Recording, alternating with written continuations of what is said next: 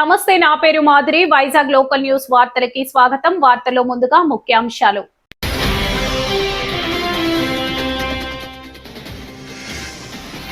అవకాశాలు సద్వినియోగం చేసుకోండి, యువతకు నారా భువనేశ్వరి పిలుపు.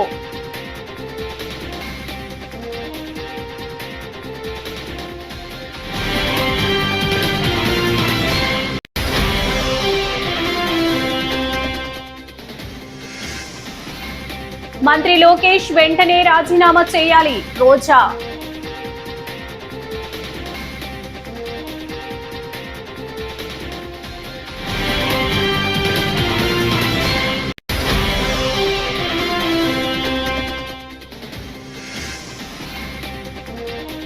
సింహాచలం గిరి ప్రదక్షిణకు పోటెత్తిన భక్తులు, ఆలయం వద్ద ఆధ్యాత్మిక సందడి.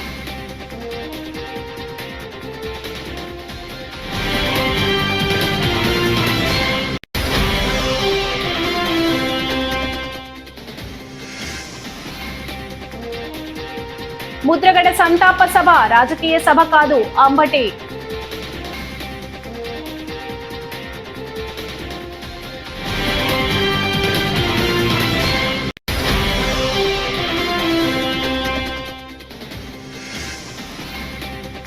తిరుమల శ్రీవారిని దర్శించుకున్న బెల్లంకొండ సాయి శ్రీనివాస్.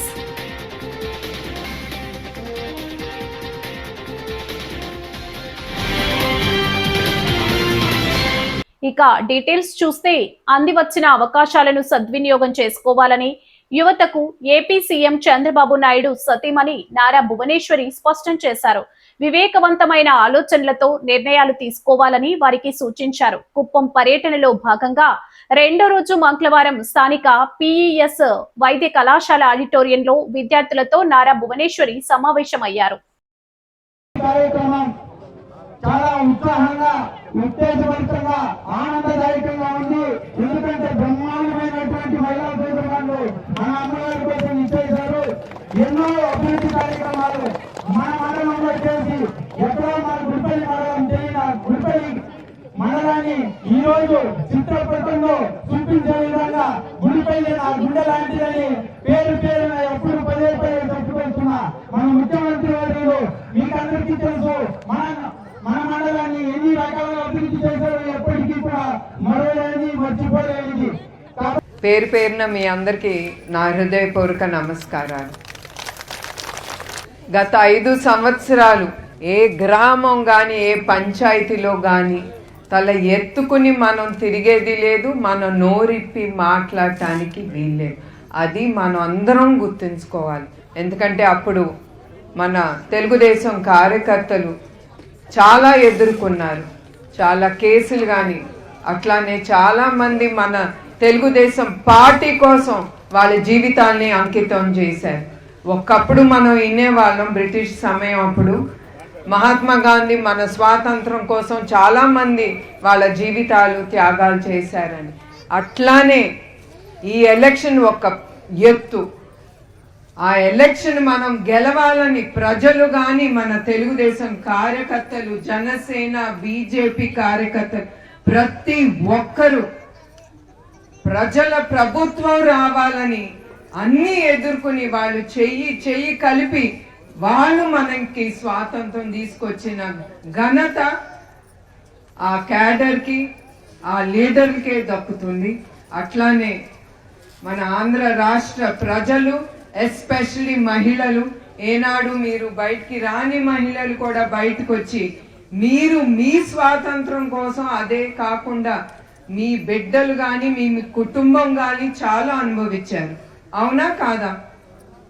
అవన్నీ పోయి మంచి ప్రజల ప్రభుత్వం రావాలి, మనం సంతోషంగా ఉండాలని మీ ఓటుతో మన కూటమి ప్రభుత్వం అనేది తీసుకొచ్చాము. అట్లానే మన గ్రామంలో కూడా మన తెలుగుదేశం కార్యకర్తలు ఒకటే నేను కోరేది, మనందరం ప్రజలు అందరినీ ఒక్కొక్కరిని కలుపుకుని వెళ్ళాలి. ఏ పార్టీ అయినా పర్వాలేదు, చివరికి మన గ్రామం అనేది మిగిలిపోవాలి, మన రాష్ట్రం అభివృద్ధి చెందాలి. అది మీ ధ్యాస అంతా దాని మీద ఉండాలి. అది నేను కోరుకుంటున్నాను. అట్లానే ఈ పండుగ వాతావరణం కానీ ఎక్కడికి వెళ్ళినా చాలా సంతోషంగా మీరు నన్ను ఆహ్వానిస్తున్నారంటే అది మీరు చూపించే గౌరవం మీ నాయకుడు చంద్రబాబు నాయుడు గారి మీద. ఆయన మీద ఉన్న గౌరవం ఒక సతీమణిగా నాకు దక్కుతాంది. అది నా అదృష్టంగా నేను భావిస్తున్నాను. అట్లానే మహిళను చూస్తూ ఉంటే ఉమ్మడి ఆంధ్రప్రదేశ్ అప్పుడు చంద్రబాబు నాయుడు గారు మహిళలు వాళ్ళ కాలు మీద వాళ్ళు నిలబడాలి అని అప్పుడు ఆయన డ్వాకిరా మహిళా గ్రూప్ అనేది తీసుకొచ్చారు. మీకు ఆ మహిళా గ్రూప్ గురించి తెలుసామా? చాలా మంది దాంట్లో మెంబర్స్గా ఉండుంటారు. దాంతో మీరు చాలా లబ్ధి పొందుతున్నారా లేదా చెప్పాలి మీరు. అట్లా ఆ ఆలోచనతో మహిళలు వాళ్ళ కాళ్ళ మీద వాళ్ళు నిలబడాలి, వాళ్ళు చెయ్యి జార్చి మీ భర్తల్ని కూడా ఏది అడగకూడదు, మీరు స్వాతంత్రంగా ఒక 10 రూపాయలు ఖర్చు పెట్టుకోవాలనే ఆలోచనతో దూరదృష్టితో మీ నాయకుడు చంద్రబాబు నాయుడు గారు ఆ డ్వాక్రా మహిళా గ్రూప్ అనేది తీసుకొచ్చారు. అట్లానే ఇప్పుడు కూడా ఆయన P4 అనేది తీసుకొచ్చిన పథకం మీరందరూ ఉపయోగించుకుని, మీరు ఏదో ఒక గవర్నమెంట్ ఇక్కడికి రావాలి అక్కడ రావాలి మాకు ఇది లేదు అది లేదు అనేది కాదు. ఉండే పథకాల్లో ఏ ప్రభుత్వం అయినా ఏ పథకం ఇస్తా అంటే ఏది మీకు లబ్ధి పొందుతుందో, ఏది మీ గడప కూడా దగ్గరికి వస్తాను. ఇప్పుడు P4 అనేది ఆ మహిళ ఇక్కడ ఈ గ్రామంలో ఉండి మీ గుడిపల్లిలో ఆవిడ చూసుకుంటానంటే అది మీ అదృష్టంగా మీరు భావించాలి.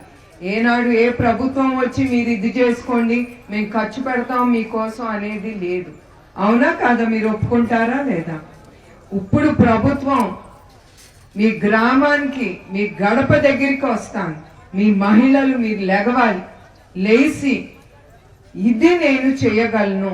వాళ్ళ తిరుమల శ్రీవారిని సినీ నటుడు బెల్లంకొండ సాయి శ్రీనివాస్ దర్శించుకున్నారు. మంగళవారం VIP ప్రారంభ విరామ దర్శన సమయంలో ఆయన స్వామివారి సేవలో పాల్గొన్నారు. దర్శన అనంతరం రంగనాయకుల మండపంలో పండితులు ఆయనకు ఆశీర్వచనం చేసి స్వామివారి తీర్థ ప్రసాదాలను అందజేశారు.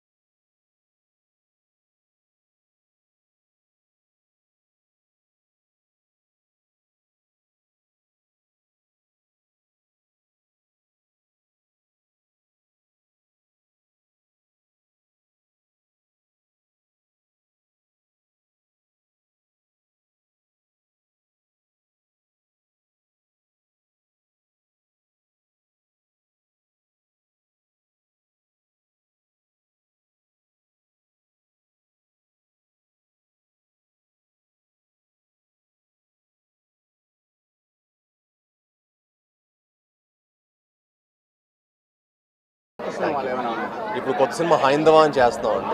గండికోటలో షూటింగ్ జరుగుతుంది. సో స్కెడ్యూల్ చాలా బాగా జరుగుతుంది. సినిమా వచ్చింది. దివాళీ రిలీజ్ కూడా ప్లాన్ చేస్తాం. ఏదండి సినిమా పేరు హైందవ. మూవీ ఎలా ఉండబోతుంది? చాలా అద్భుతంగా ఉండిపోతుంది. టెంపుల్స్కు ఉన్న ప్రాముఖ్యత గురించి చెప్పబోతున్నాం. టెంపుల్స్కు ఉన్న ఇంపార్టెన్స్ ఏంటి. సో మా ప్రొడ్యూసర్ అందరం కలిసి వచ్చాం. సో మీ అందరి బ్లెస్సింగ్స్ తప్పకుండా ఆ సినిమాకు ఉండాలి. TDP MLA bonda Uma, YCP నేత మాజీ మంత్రి అంబటి రాంబాబు ఒకే వేదిక పంచుకోవడం రాజకీయ దుమారం రేపుతుంది. ఈ వ్యవహారంపై అంబటి రాంబాబు స్పందించారు. ముద్రగడ సంతాప సభలో అన్ని పార్టీల వారు పాల్గొన్నారు.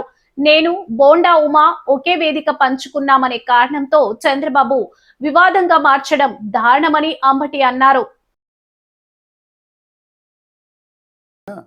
గుంటూరు వెంకటేశ్వర విజ్ఞాన మందిరంలో స్వర్గీయ ముద్రగడ పద్మనాభం గారి సంతాప సభ కాపు జేఏసీ నాయకత్వంలో నిర్వహించబడింది. ఈ సభలో తెలుగుదేశం, వైఎస్ఆర్ కాంగ్రెస్ పార్టీ, జనసేన ఇంకా ఇతర రాజకీయ పక్షాలు పాల్గొని ఘనంగా నివాళులర్పించారు. ఈ కార్యక్రమంలో తెలుగుదేశం పార్టీ శాసనసభ్యుడు, కాపు సామాజిక వర్గానికి చెందిన శ్రీ బోండా ఉమామహేశ్వరరావు గారు కూడా పాల్గొన్నారు. వారితో పాటు అదే వేదిక మీద నేను కూడా పక్కన కూర్చొని కొన్ని విషయాలు మాట్లాడుకున్నాం. దీన్ని మీడియా ఒక ఆసక్తికరమైన సంఘటనగా చూపించింది. అలా చూపించడం చాలా సహజమైనటువంటి అంశం. ఎందుకంటే 2 ప్రత్యర్థి రాజకీయ పార్టీలకు చెందిన నాయకులు ఒకే వేదికపై కనిపిస్తే ఏం మాట్లాడుకుంటున్నారు అనే ఆసక్తి ఉండటం సహజం. మేము ఈ ప్రభుత్వాన్ని, అంటే చంద్రబాబు నాయుడు గారి ప్రభుత్వాన్ని కూల్చే కుట్రేమీ చేయలేదు. కేవలం కుశల ప్రశ్నలు మాత్రమే వేసుకున్నాం. అయితే ఇక్కడ రాష్ట్ర ముఖ్యమంత్రి నారా చంద్రబాబు నాయుడు గారు బోండా ఉమా గారు మాతో వేదిక పంచుకున్నాడని, అది తప్పని భావించి టెలికాన్ఫరెన్స్లో హెచ్చరించినట్లు. బోండా ఉమా అంబటి వేదిక పంచుకోవడంపై చంద్రబాబు సీరియస్ అయినట్టు తెలుస్తోంది. వైసీపీ నేతలతో ఎట్టి పరిస్థితుల్లోనూ వేదికలు పంచుకోవద్దని స్పష్టం చేశారు. పార్టీ నేతలతో నిర్వహించిన టెలికాన్ఫరెన్స్ లో ఈ విషయాన్ని ప్రస్తావించారు చంద్రబాబు. ఉమా అంబటి రాంబాబు ఒకే వేదిక పంచుకోవడంపై టీడీపీ అధిష్టానం సీరియస్ అయింది. వైసీపీ నేతలతో ఎట్టి పరిస్థితుల్లో వేదికలు పంచుకోవద్దని టీడీపీ నేతలకు స్పష్టమైన ఆదేశాలు జారీ చేసింది. టీడీపీ ముఖ్య నేతలతో టెలికాన్ఫరెన్స్ నిర్వహించిన సీఎం చంద్రబాబు కీలక వ్యాఖ్యలు చేశారు. వివిధ ఛానల్లోనూ పత్రికల్లోనూ వార్తలు రావడం నాకు మాత్రమే కాదు, అందరికీ కూడా ఆశ్చర్యం అనిపించింది. ముద్రగడ పద్మనాభం గారి సంతాప సభ రాజకీయ సభ కాదు, అది ఒక కాపు నాయకుడికి నివాళులర్పించే వేదిక. ఇలాంటి సందర్భంలో వేరువేరు రాజకీయ పార్టీలకు చెందిన ఒకే సామాజిక వర్గానికి చెందిన నాయకులు కలవడం చాలా సహజమైనటువంటి విషయం. ఇక్కడ ఏ పార్టీ ఎజెండా లేదు, ఏ రాజకీయ పార్టీ ప్రచారము లేదు. ఒక దివంగత మహానేతకు గౌరవం తెలిపే భావోద్వేగం మాత్రమే ఉంది. నేను వైఎస్ఆర్ కాంగ్రెస్ పార్టీకి చెందిన నాయకుడిని, బోండా ఉమామహేశ్వరరావు గారు తెలుగుదేశం పార్టీకి చెందిన నాయకుడు. కానీ ముఖ్యమంత్రి చంద్రబాబు నాయుడు గారు గమనించాల్సిన అంశం ఏమిటంటే, మేమిద్దరం ఒకే సామాజిక వర్గానికి చెందినటువంటి వ్యక్తులం. ముద్రగడ పద్మనాభం గారి పట్ల గౌరవంతో యాదృచ్ఛికంగా ఒక వేదికపై కలిశాం. ఇందులో కూడా ముఖ్యమంత్రి నారా చంద్రబాబు నాయుడు గారు తప్పును వెదకటం, ఆయన రాజకీయ దృక్పథాన్ని ప్రజలు అర్థం చేసుకోవాల్సి ఉంటుంది. చంద్రబాబు నాయుడు గారిని ఒక విషయం ఇక్కడ అడగదలుచుకున్నాను. చెరుకూరి రామోజీరావు గారు ఎవరైనా ఈ సమాజానికి ఏమి సేవ చేశాడు? పార్లమెంటు సభ్యుడా? లేదు రాష్ట్ర మంత్రిగా పనిచేశాడా? కనీసం ఎమ్మెల్యేగా అయినా పనిచేశాడా? ఏమీ కాదు, కేవలం ఒక వ్యాపారస్తుడు. లక్షల కోట్లు చట్టాలకు వ్యతిరేకంగా సంపాదించాడని ఆరోపణలు ఉన్నటువంటి వ్యక్తి. ఆయన మీద అనేక ఆర్థిక నేరాలు మోపబడ్డాయి. అవి న్యాయస్థానాల్లో విచారణలో కూడా ఉన్నాయి. ఆయన మరణించాడు. దురదృష్టం. ఎవరైనా సంతాపం చెబుతాం, తప్పులేదు. కానీ చంద్రబాబు నాయుడు గారు, మీ ప్రభుత్వం 12 కోట్ల ప్రజాధనాన్ని ఉపయోగించి రామోజీరావు గారు సంతాప సభ నిర్వహించారు. ఎందుకు నిర్వహించారు? మీ కుల గురువనే కదా. ముద్రగడ పద్మనాభం గారు మా కుల గురువు. రాష్ట్ర మంత్రిగా పనిచేశారు, పార్లమెంటు సభ్యుడిగా పనిచేశాడు, శాసనసభ్యుడిగా పనిచేశాడు. సమాజం కోసం, తన పుట్టిన కులం కోసం పోరాడిన యోధుడు. ఆయన మరణించాడు. ఈ ప్రభుత్వాన్ని మేమేమీ సహాయం అడగలేదే. చివరికి ప్రభుత్వం ఇస్తానన్న లాంఛనాలను కూడా ఆ కుటుంబం తిరస్కరించింది. అలాంటి గొప్ప నాయకుడి సంతాప సభ చూసి ఓర్వలేకపోతున్నారే. ఎందుకు ఇంత నీచ స్థితికి దిగజారిపోతున్నారు? ఒకే సామాజిక వర్గానికి చెందిన మా కులస్తులు కూడా మీ పార్టీలో ఉంటే కలవకూడదని హుకుములు జారీ చేస్తున్నారే. ఎంతకు దిగజారిపోయారు చంద్రబాబు గారు. చంద్రబాబు నాయుడు గారికి మరొక ప్రశ్న. ఎన్టీ రామారావు గారి మనవడు తారకరత్న మరణించిన విషాద సంఘటనలో అప్పుడు వైఎస్ఆర్ కాంగ్రెస్ పార్టీలో కీలక పాత్ర పోషిస్తున్నటువంటి విజయసాయిరెడ్డి గారితో పక్కన కూర్చొని మాట్లాడారే, గుర్తుందా? మీరు చేస్తే ఒప్పు, వేరే వాళ్ళు చేస్తే తప్పు. ఇదేనా మీ రాజకీయం? రాజకీయాలు వేరు, సమాజం వేరు. రాజకీయ ప్రత్యర్థులమని ఒకరినొకరు పెళ్లిల్లో కూడా కలవకూడదా? సంతాప సభల్లో కలిసి పాల్గొనకూడదా? ఇదేనా ప్రజాస్వామ్యం? రాజకీయంగా భిన్నాభిప్రాయాలు ఉండవచ్చు, వేరు పార్టీల్లో ఉండవచ్చు, కానీ వాటి పేరుతో సామాజిక బంధాలను చీల్చే స్థాయికి వెళ్ళడం సమంజసం అంటారా? ఒక సంతాప సభలో వివిధ రాజకీయ పార్టీల నాయకులు ఒకే వేదికను పంచుకున్నారనే కారణంతో రాష్ట్ర ముఖ్యమంత్రి శ్రీ నారా చంద్రబాబు నాయుడు గారు దాన్ని వివాదంగా మార్చటం ప్రజలకు ఎలాంటి సందేశాన్ని ఇస్తున్నారు? ఇది ప్రజల మధ్యన వైరుధ్యాన్ని పెంచడం కాదా? ఈ ప్రశ్నకు సమాధానం చెప్పాల్సింది సాక్షాత్తు గౌరవ ముఖ్యమంత్రి నారా చంద్రబాబు నాయుడు గారే. ప్రజాస్వామ్యంలో రాజకీయ ప్రత్యర్థులు శాసనసభలో వాదించుకుంటారు, ఎన్నికల్లో పోటీ పడతారు, ప్రజా సమస్యలపై భిన్నాభిప్రాయాలు వ్యక్తం చేస్తారు. కానీ ఒక విషాద సందర్భం, విశాఖపట్నం జిల్లా సింహాచలం పుణ్యక్షేత్రంలో గిరి ప్రదక్షిణ మహోత్సవాన్ని పురస్కరించుకొని భక్తుల రాక మంగళవారం వేకువజాము నుంచే ప్రారంభమైంది. మధ్యాహ్నం తొలి పావంచ వద్ద పుష్పరథంతో ఉత్సవాలు ఆలయ ధర్మకర్త పూసపాటి అశోక్ గజపతి రథంకి జెండా ఊపి ప్రారంభించారు. మొత్తం 32 కిలోమీటర్ల గిరి ప్రదక్షిణలో లక్షలాది మంది భక్తులు పాల్గొన్నారు. తొలి పావంచ వద్ద కొబ్బరికాయ కొట్టి భక్తులు ప్రదక్షిణ ప్రారంభించారు.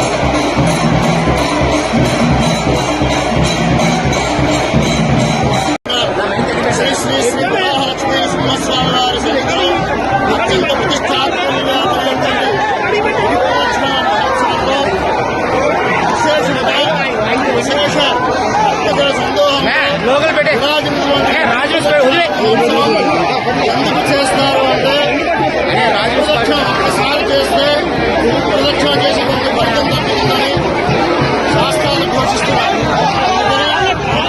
సందోహంతో అత్యంత వైభవంగా ప్రదక్షిణ మహోత్సవం ప్రచార వైభవంతో పుష్పరథంతో అత్యంత సుందర శోభాయమైన పుష్పరథంతో ప్రారంభమైంది. భక్తులందరూ అదిగో చూడండి, అత్యంత వైభవంగా స్వామివారిని సేవిస్తూ గిరి ప్రదక్షిణని చిన్న పెద్ద తేడా లేకుండా ముసలివాళ్ళు పిల్లలు అందరూ కలిసి గిరి ప్రదక్షిణ చేస్తున్నారు. ఈ గిరి ప్రదక్షిణ చేయడానికి కారణం ఏంటి అంటే అదే రెండు అక్షరం అంటే పరిసంఖ్యగా ప్రదక్షిణ మొదలైంది. దాదాపు 5 లక్షల నుండి 10 లక్షల వరకు భక్తులు ఉత్సాహంగా పాల్గొంటున్నారు. ఇప్పుడు మేము తొలి పావంచ దగ్గర ఉన్నాము. భక్తులకు ఎటువంటి ఇబ్బంది కలగకుండా అన్ని ఏర్పాట్లు మేము చేశాము. 32 కిలోమీటర్ల పరిశీలించడానికి డ్రోన్, CCTV, ఆడియో కెమెరాస్ పెట్టడం జరిగింది. సోషల్ మీడియా నిరంతరం పరిశీలిస్తూ ఏదైనా అపోహలు ఉంటే వెంటనే తొలగించడానికి ఏర్పాటు చేస్తున్నాం. ఎలక్ట్రానిక్ మీడియాలో ఏదైనా వార్త ఉంటే వెంటనే స్పందించడానికి ఏర్పాటు చేశాము. పిల్లలు, వృద్ధులు తప్పిపోకుండా RFID ట్యాగింగ్ చేయడం జరిగింది. భక్తులకు, ప్రజలకు మా కోరిక, పోలీసుకి సహకరించండి. మేము కూడా మీకు అండగా ఉంటామని ఈ సందర్భంగా హామీ ఇస్తున్నాం.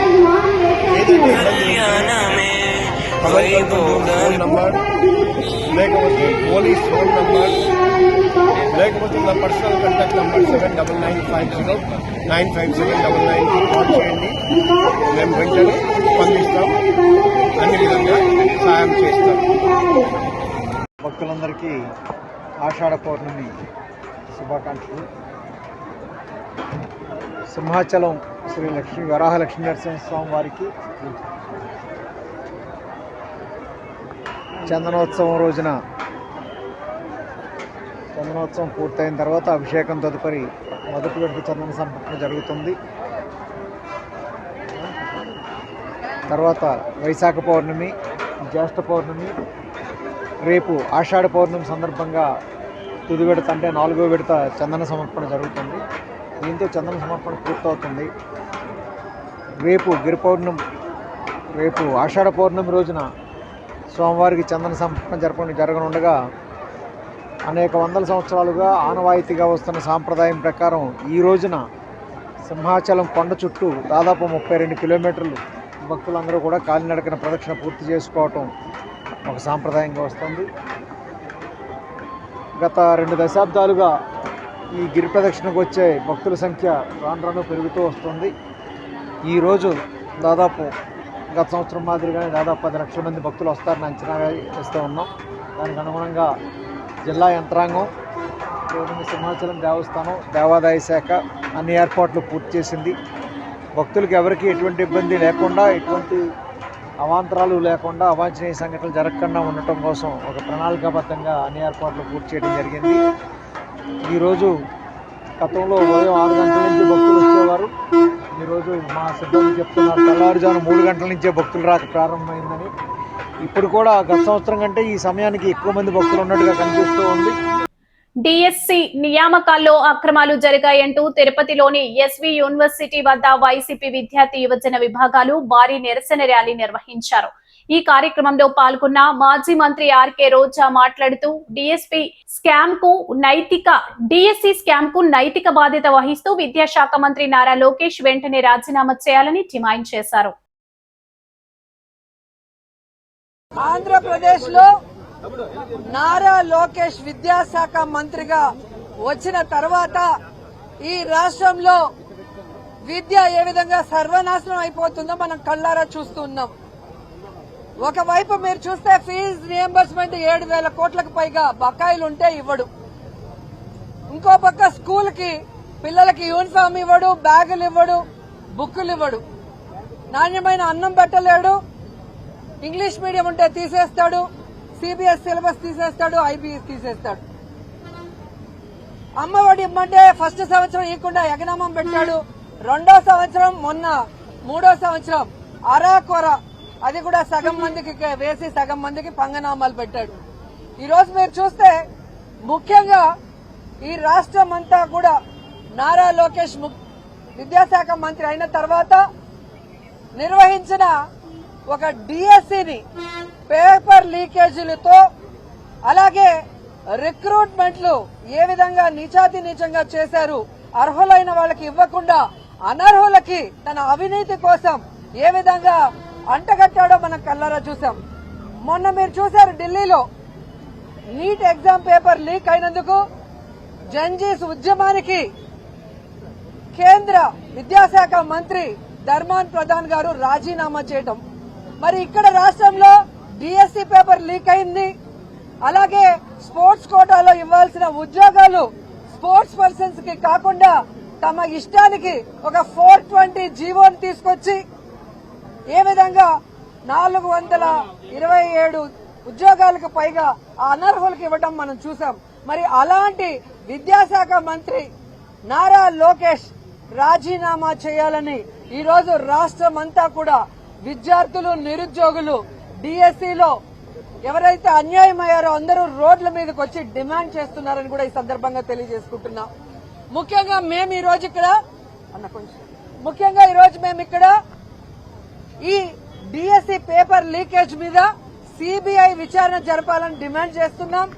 అలాగే ఈ డిఎస్సి పేపర్ లీకేజ్ కి కారణమైన విద్యాశాఖ మంత్రి నైతిక బాధ్యత వహించి రాజీనామా చేయాలని డిమాండ్ చేస్తూ ఉద్యమాన్ని చేపట్టడం జరిగింది.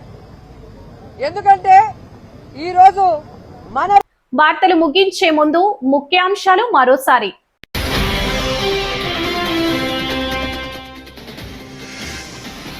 అవకాశాలు సద్వినియోగం చేసుకోండి, యువతకు నారా భువనేశ్వరి పిలుపు.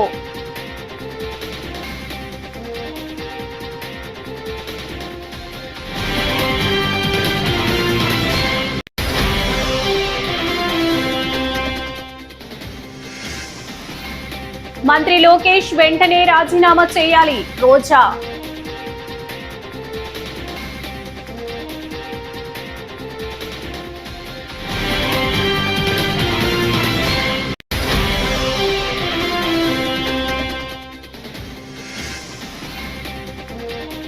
సింహాచలం గిరి ప్రదక్షిణకు పోటెత్తిన భక్తులు, ఆలయం వద్ద ఆధ్యాత్మిక సందడి.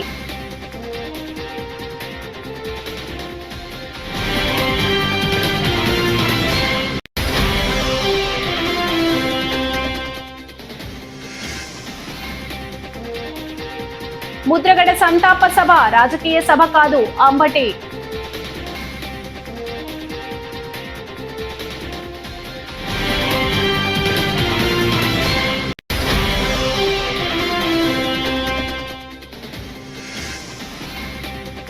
తిరుమల శ్రీవారిని దర్శించుకున్న బెల్లంకొండ సాయి శ్రీనివాస్.